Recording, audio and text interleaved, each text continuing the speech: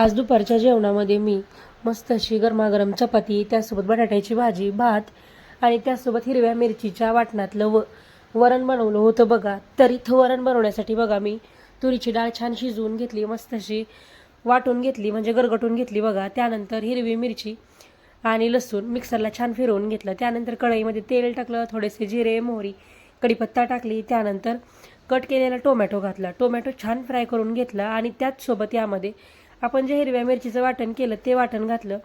ते वाटणसुद्धा छान फ्राय करून घेतलं. चवीपुरतं मीठ टाकलं, हळद घातले, व्यवस्थित असं मिक्स करून घेतलं आणि त्यानंतर बघा शिजवून घेतलेली डाळ घातली. डाळ घालून बघा अगदी 2 ते 3 मिनिटासाठी साधी एक उकळी येईपर्यंत बघा वरण मी छान शिजवून घेतलं. इथं आपलं मस्त असं वरण तयार झालेलं आहे.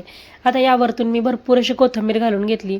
तर नॉर्मली बघा आपण साधं वरण बनवतो लाल तिखटातलं वगैरे, तर हिरव्या मिरचीच्या वाटणातलं हे वरण बनवून बघा खायला खूप सुंदर लागतं आणि वरण भात तर खूपच सुंदर लागतो बघा. तर इथं मी फक्त वरण आणि भात घेतलाय, त्यावरतून भरपूर तूप टाकून घेतलंय. या सगळेजण आता जेवण करायला